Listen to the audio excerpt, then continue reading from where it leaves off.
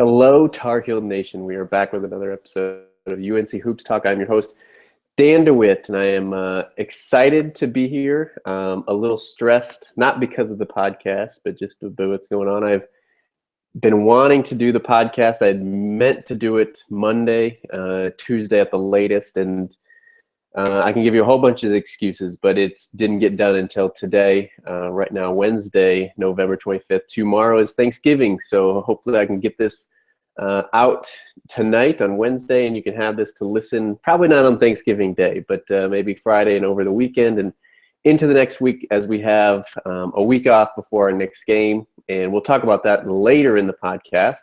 But again, I just want to welcome you in. This is UNC Hoops Talk Podcast. This is the podcast for the fans, by a fan, where I just want to unite Tar Heel Nation as much as I can.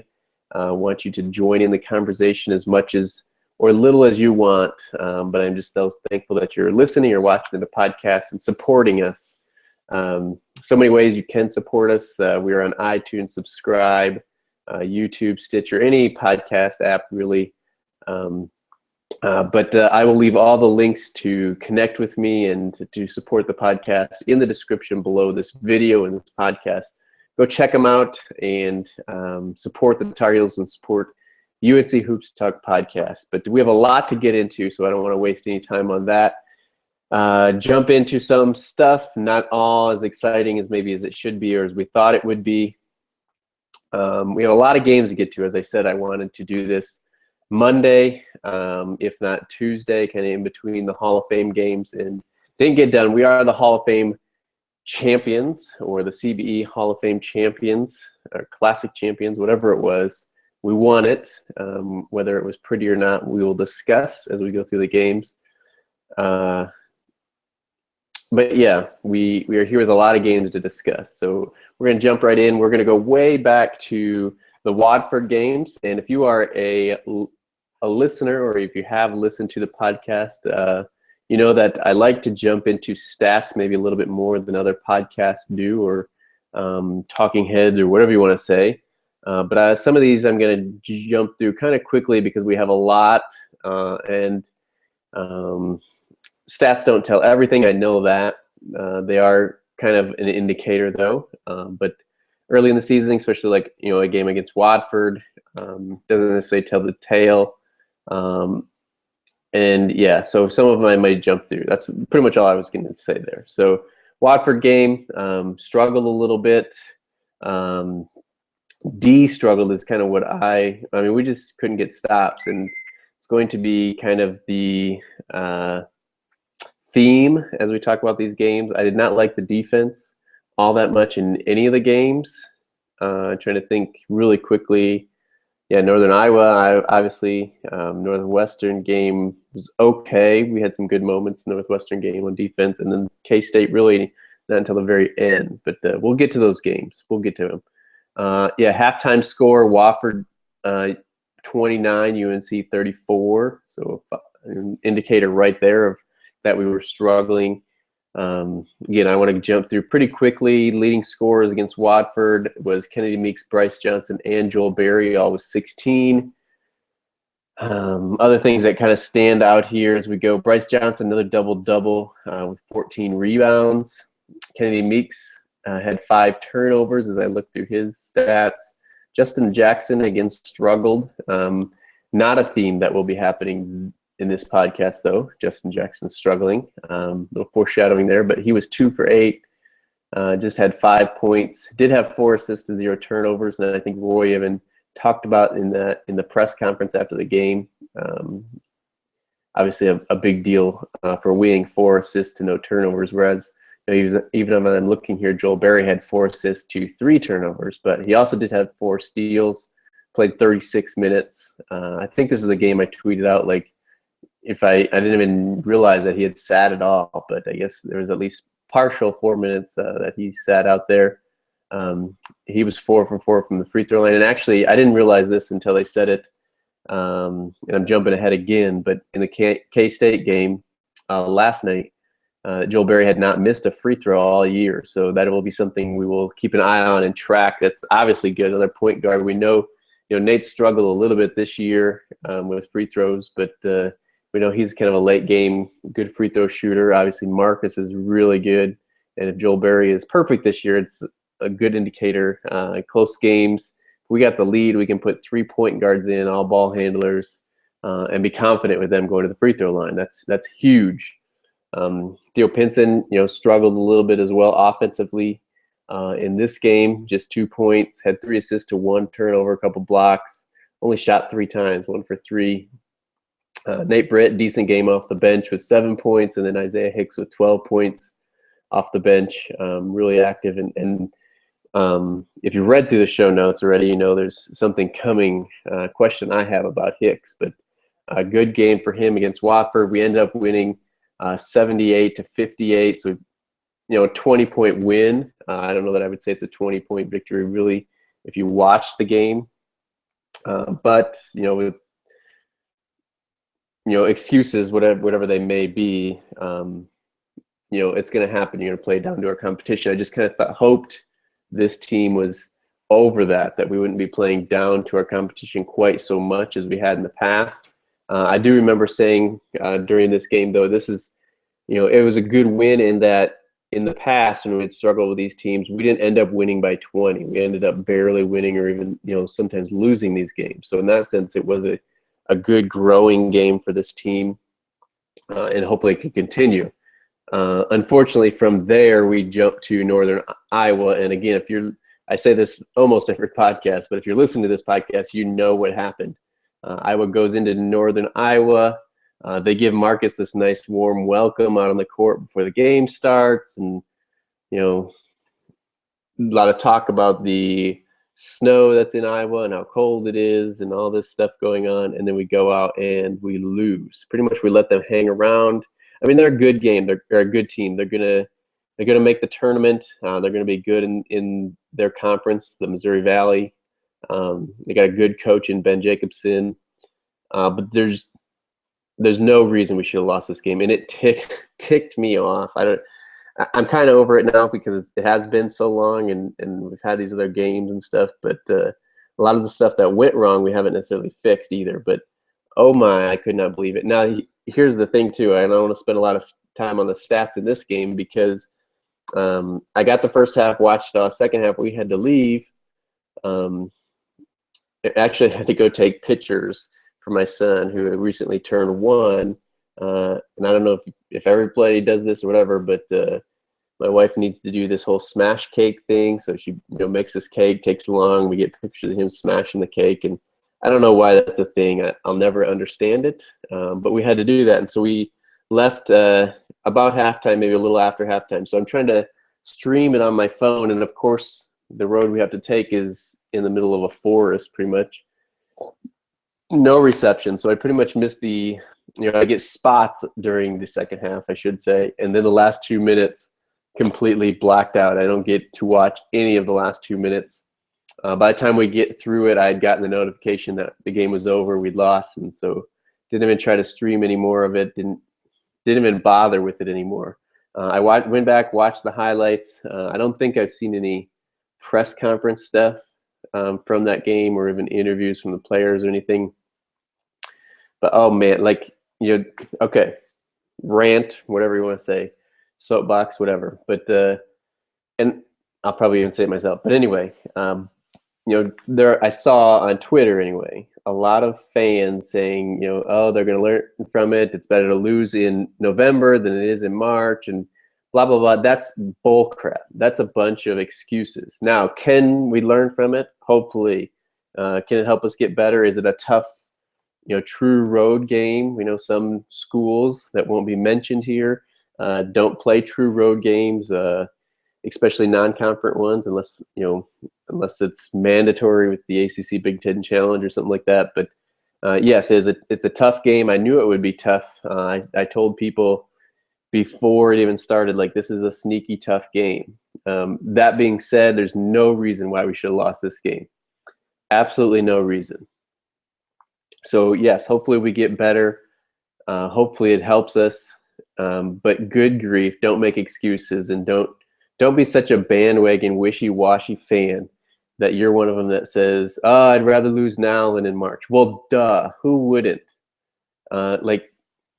that doesn't even make sense. Like, of course, everybody would rather lose in November than in March, but why does it have to happen, and why does it have to happen in Northern Iowa? Like, seriously, there's not a team that we've played on our schedule yet that we should have lost to. Now, when we play Maryland, if we lose to them, if we play good, it's a good game, whatever. Maybe we lose. They're a good team.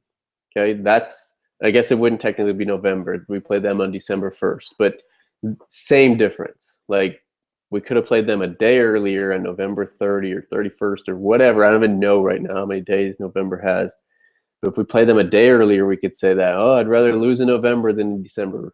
But it doesn't matter. What matters is we're playing well, we're getting better. And obviously that didn't happen against Northern Iowa. We shot 5 for 18 from the from the 3-point line. Only 12 turnovers. But really, I mean, even through the stats, I looked through them. There's no reason why we should have lost to them. Besides, they shot 11 for 28 from the 3-point line. So let me look at percentages here real quick. So for the game, we are round up 28%. They are 39%. The difference is they're hitting wide open shots. We're taking tough ones. And even our open ones, we're not always knocking down. Now, the positive we can take out of the Northern Iowa game, Justin Jackson. And that's about it. Justin Jackson shot 9 for 15 from the field, 3 for 7 from the 3-point line, was 4 for 4 from the free throw line. And again, jumping ahead, I don't want to say his name, but Dan Dockage, at the end of the Kansas State game is like, oh, and this is where they talked about Joel Barrett being perfect from the line, but like, oh, the person you want to follow is Justin Jackson. He's a 50% free throw shooter. And that may be true, but he's not truly a 50% free throw shooter.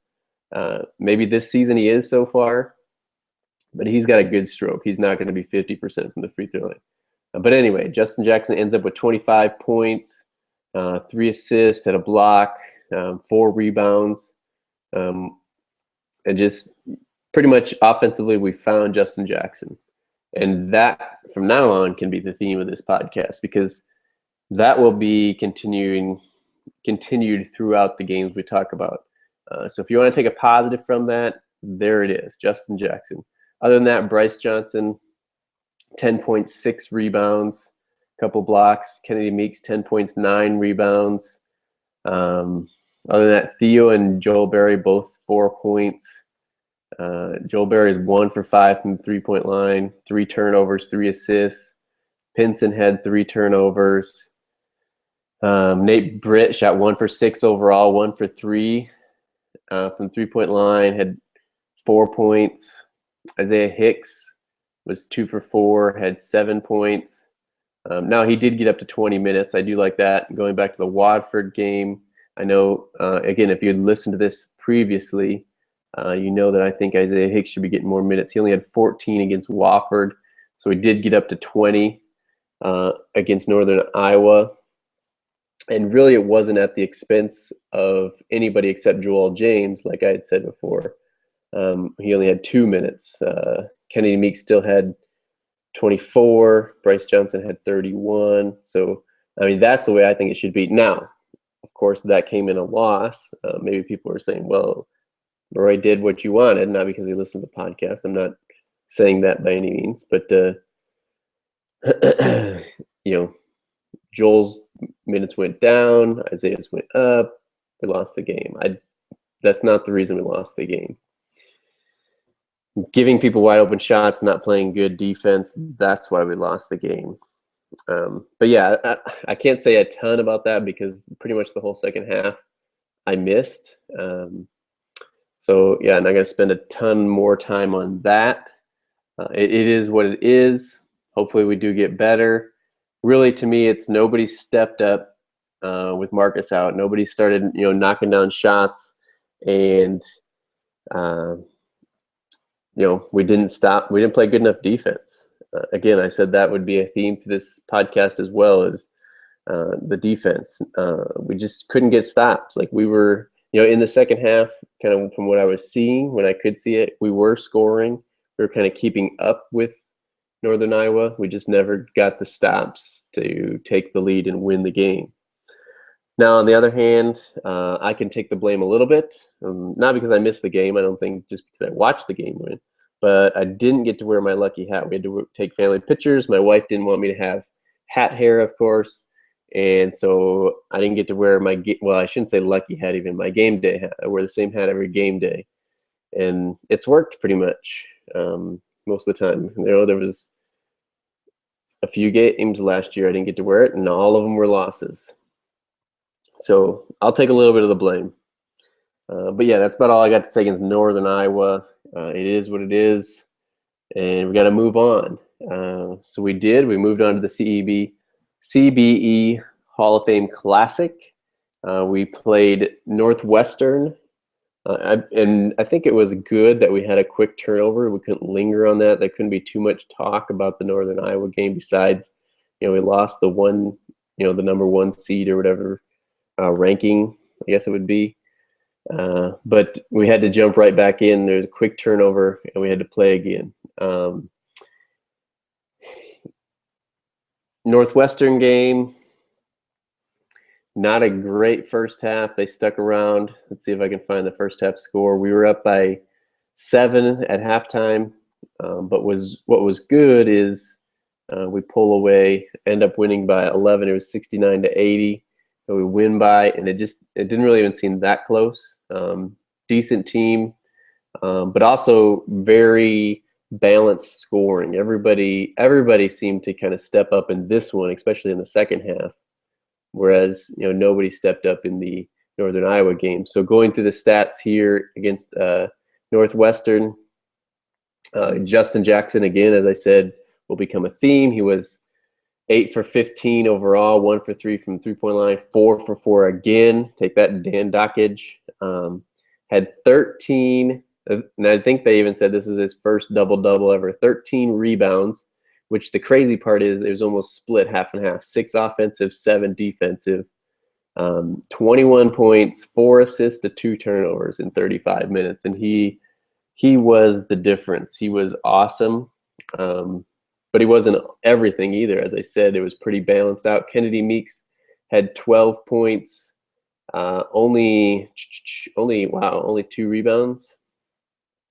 All right, so that wasn't great, but was 4 for 4 from the free throw line. And jumping ahead again, just kind of foreshadowing, we were 17 for 19 from the free throw line. Now that wins games. That's the way you do it. That's what we need to keep up.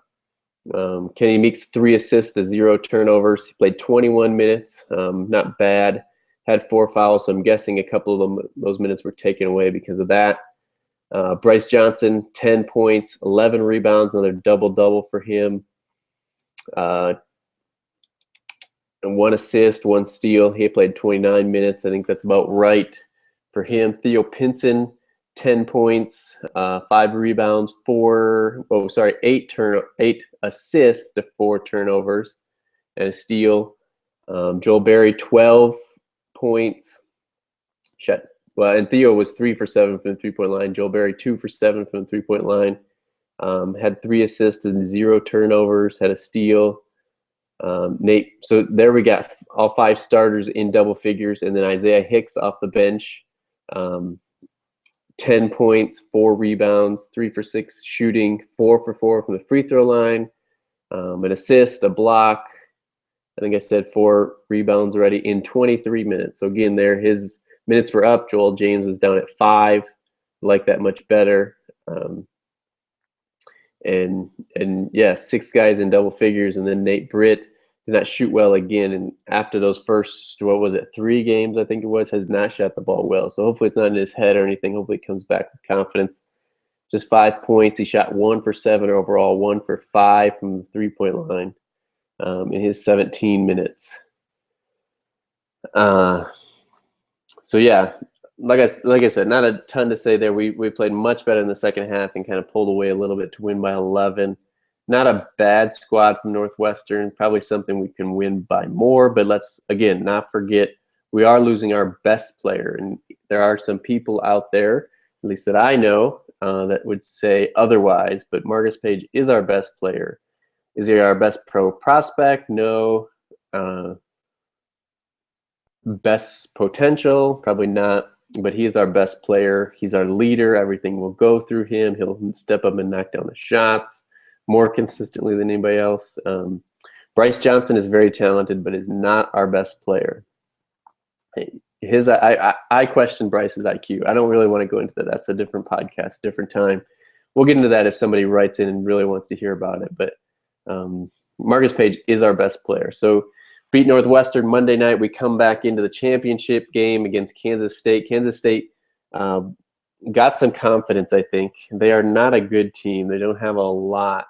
Bruce Weber has had to dismiss a lot of their best players, and they don't have a lot. They got some good freshmen coming in, and this Stokes kid, of course, lit us up. He was 6 for 8 from the three-point line, ended up with 24 points, like somebody always does, because we don't guard the three-point line. Yeah, they don't have a lot, and we should not have struggled as much as we did with Kansas State. But they, to our credit, to give us a little bit of a break and try not to be too hard on the heels, I try to be as unbiased as I can. I know there's going to be a bias, as we're all Tar Heel fans. That's okay, because most people listening to this, I'm guessing, are Tar Heel fans. So it's okay if I have a bias. But I do try to see it as straight and shoot it as straight as I can. But to give us a little bit of a break, Kansas State, trying to think, they played Missouri Monday night, and they, wiped the floor, because Missouri is not that good of a team either. But I do think it gave them a lot of confidence. This game was played in Kansas City, Missouri. So obviously Kansas State fans were there, a lot more abundance than North Carolina fans, even though we are a pretty big, widespread fan base is the word I'm looking for, I guess. Yeah, we struggle. We get down. Didn't shoot the ball. We had lots of stretches and long stretches where we did not shoot the ball well. Seemed like we were turning the ball over quite a bit. I look at the stat here. We only have 12 turnovers. It seemed like a lot more than that. It seemed like Kansas State was getting steals a lot more often than that. But I guess it's just possessions where we did not convert into points and just kind of struggled offensively. Maybe it's because I missed the Northern Iowa game, or at least second half. But it seemed like this was kind of the game we struggled the most without Marcus. Maybe because Marcus was sitting on the bench and they said in emergency he could be available and stuff like that. But to me, it seemed like this one we missed Marcus the most. Like, our offense was just not fluid. Nobody ever really got us going until very late, at least. So yeah, I think we were leading at halftime. If I can quick find the score, we were down by 2 at halftime. We actually got down by as many as 9. I think was the largest deficit we saw, but we were down 9 under 5 minutes to go, maybe even under 4 minutes to go. And about the last 2 minutes, we turned this game completely around. We ended up winning by 10 points, which is crazy to me, to even think the way we were playing and how late in the game we were down, that we still won by 10. But we turned it around. We got the win. We did what we had to do. So again, I guess that's what you can take from us. Justin Jackson, his 3rd straight game over 20 points. He ended up with 22 points.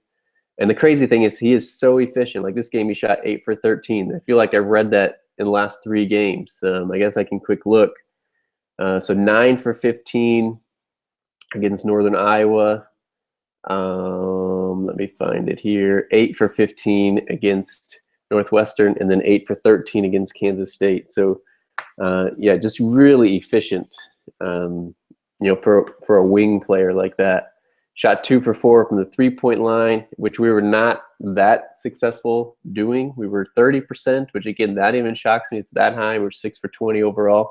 But really, it was Justin's 2. Theo actually had 3, one huge one at the end of the game. And then 1 by Joel Berry. He was 1 for 5. Theo Pinson was 3 for 7 from 3.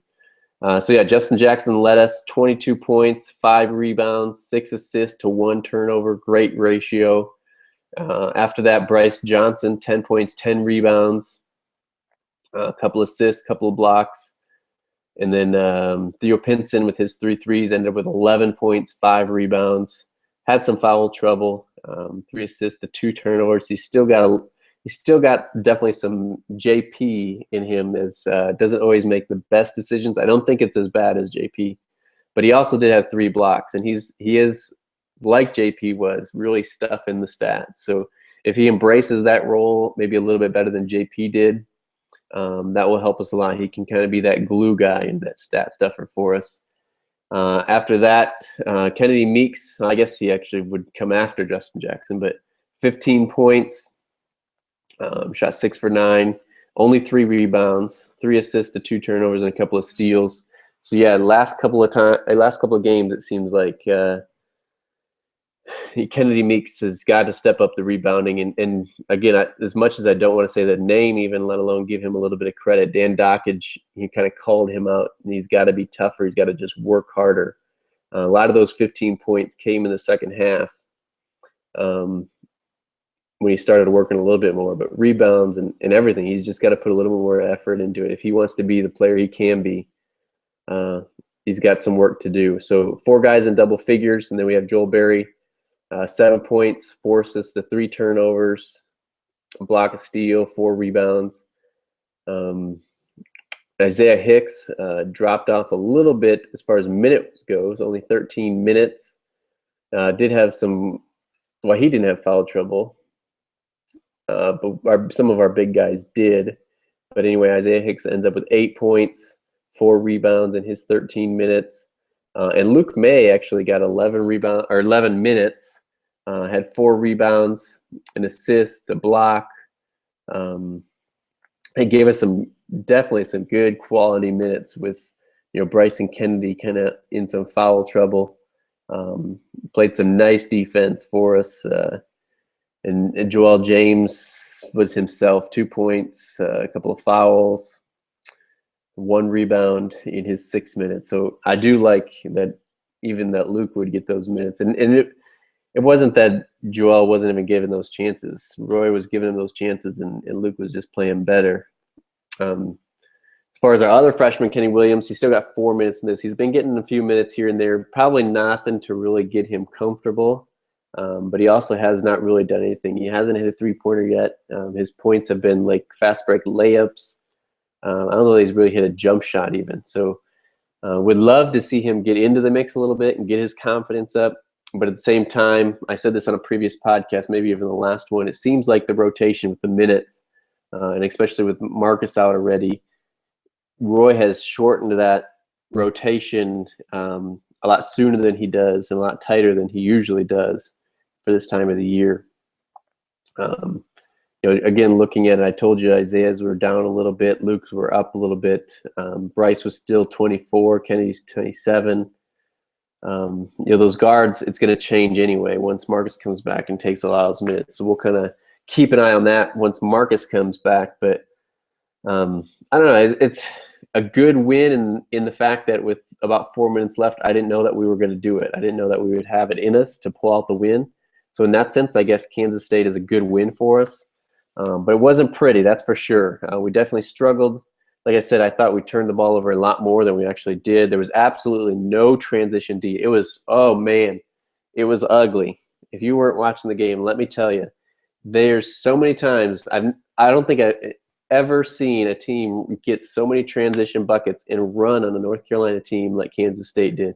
So even made easy for me to say, even made field goals that we had, made baskets, they were doing to us what we a lot of times do to other teams. They were getting it out, getting up the floor, and getting layups out of it. I mean, guys were just moving out of the way to give them layups. Now, the refs were calling it tighter. We talked about the rule changes on the podcast, on an earlier podcast. And this is kind of the first game I thought maybe it really affected us, so that I had noticed it in one of our games. In previous games, it didn't seem like, much had changed. Not that they weren't calling stuff closer. I thought maybe the players adjusted better. In this one, I don't know if the players were just playing differently or they thought they were going to get away with it or whatever. But it's, there was definitely more fouls being called more often, and it just seemed to affect the flow. But yeah, Kansas State was taking it to us in transition, and we had no defense to stop them. That was bad. Again, there's no excuse for that. That is not how North Carolina plays basketball, and I don't like seeing it. That's for sure. Like I said, I thought we struggled from the outside a little bit, but 30% isn't bad. We'll take that, especially again without Marcus there, and we got the win. So enough stats stuff. Looking over all those games, again, like I said, I wanted to do it earlier in between those games and maybe preview them a little bit more. But as I look back over all of those, and now we look forward to playing Maryland next Tuesday, the 1st of December. And Marcus should be back. He like I said, he was available. He dressed out those last 2 games. I guess 3 games, because they did have him go on the court, but he didn't have a wrap on or anything. And they said he was available those last 2 games. And Roy was just being cautious with him. He should be back for the Maryland game. And I expect him to be back with this week off.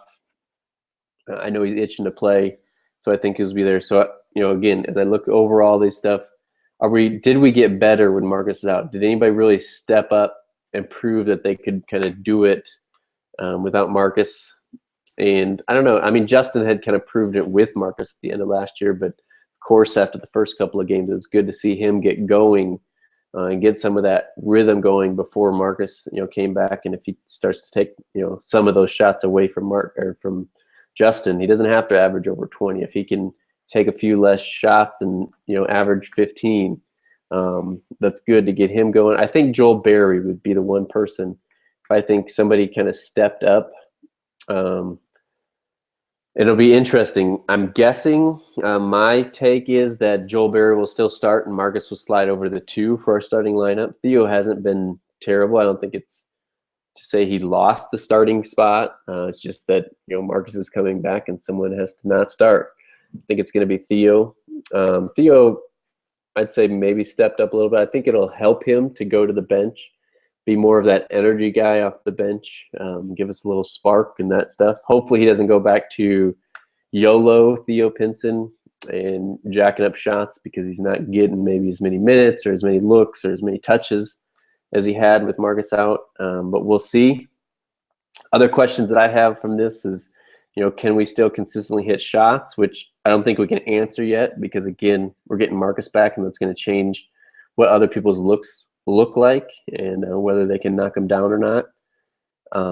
And can we put away teams? I thought we were kind of, like I said, for Wofford, I thought we were experienced enough. I thought we were all over playing down to our competition. And obviously we weren't. We've done it a couple of times this season, and it even cost us a loss. Again, we'll wait to see if Marcus can affect that. It does worry me a little bit that we didn't put teams away when we had chances, or teams that we should have earlier than we did. And so are we really a contender? Again, we'll see how everything clicks with Marcus back. I do think we are still a contender. I'm not giving up on this season. I think we should still at least make it a Final Four, and then we'll see where stuff goes from there. And then the big old question for this podcast for the past season is Britt or Barry. I think you guys know where I stand already, but I'd love to hear what you guys think. Britt started off so well shooting. Of course, that was coming off the bench, so I don't think there's any way he jumps in. But do you think Britt should be getting more minutes over Barry? Is Britt, proving himself over Barry? I know there's still some Tar Heel fans out there that think so. Would love to hear reasons or your rationale behind either one of those. If you agree with me and think Barry is the guy, back it up. And if you think it's Britt, love to hear your argument against me. So again, look in the description for ways to contact me. There's email, Twitter, of course, is maybe the easiest. All kinds of way to be in contact and give feedback to the podcast. I love feedback, good or bad. It's okay. I can take it. It's what we're here for, and I just want to talk with you and, like I said, unite Tar Heel Nation. So a new question I kind of have is, we found Justin Jackson. We don't have to keep wondering about when he's going to show up. But Brice or Kennedy, are they playing up to par the way they should be? Do changes need to be made? Should Isaiah Hicks be starting over one of them? would probably have to be over Brice. I don't think Roy is going to go to Brice and Isaiah starting with just Joel, James, and Kennedy Meeks coming off the bench.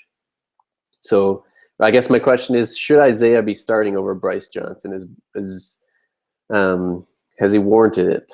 And yeah, I guess I'll give my answer. I don't think he should be starting, but I do think he should be getting more minutes, and that I've expressed that. Of course, you probably know that if you've been listening. Like I said, him and Brice should almost be splitting, and then getting even a couple extra minutes, maybe even each. When Kennedy goes out, I'd rather see them in together than Joel James coming in. I don't think Isaiah creates enough himself to be playing along Joel James offensively. I don't think it's fair to him. I think it makes him look bad because people don't need to respect Joel James's offensive game to where they can close gaps and driving lanes, and Isaiah can't do as well or do as much as he could, I think, if he was playing with Meeks, who can kind of knock down an outside shot, Brice, who can step away a little bit and still be effective, that kind of stuff. So love to hear your feedback on that. Is there any competition? Is there any worry? Of course, Brice has like 4 double-doubles already this year, but he's also had some foul trouble. Would it be better for him to come off the bench? I don't know that he would take it well, so that might hurt as well. And I don't think it's going to happen. I don't think it's going to be even really questioned, but I think it's closer than what people think. Isaiah Hicks, he's way too athletic, way too aggressive, strong. That guy's a beast. We need to unleash the beast. Maybe I'll start a hashtag on Twitter anytime I talk about Isaiah Hicks, unleash the beast. But he's got it in him. We gotta get it out of him now. So like I said, finishing up the podcast here. We got Maryland next Tuesday, which will be the 1st of December. Big time matchup. It becomes a top 10 matchup because we lost to Northern Iowa then instead of a top 5 matchup. But Maryland has struggled as well. Barely beat Georgetown, who had lost to Radford. But that's a big time rivalry. I don't look at that anything. But they did also struggle against, I think it was like Illinois State last night. They were like 8 minutes left in the game. They were down by 8 or something. They rallied, won by 7 or so. But it is something there. So are they as good as a top 2, top 3, top 5 team? Rashid Suleiman's playing pretty well for them, so it'll be interesting to be reunited playing against him. Should be a big time matchup, big time game. ESPN will be all over it. Won't have to stream this game, and I can guarantee I won't be missing it. But other than that, I think that wraps up the podcast for this week. I do want to wish all of the listeners of this podcast and all of Tar Heel Nation a happy Thanksgiving. Make sure to spend time with family. Be thankful for all that you have. Watch some football. Watch some basketball. It is feast week, and it's what I'm more anxious for anyway than the football. But enjoy the holiday. Rest, relax. Don't have to fret over any basketball games. We do have a big one against NC State in football. And congratulations as well to the football team for wrapping up the Coastal Division. We'll play Clemson for the ACC title, but it's still big and important for us to take down State this weekend. So cheer on the football team. And that's about all I got. I am your host, Dan DeWitt. Connect with me in one of those spots in the description below. Twitter, email, Vine, YouTube. They're all down there. Connect with me. And would love to hear your thoughts, your suggestions, your comments, your criticisms, all of it. Give it to me. And that's all I got for you this week. I will not wait so long for the next one. But until then, go Heels.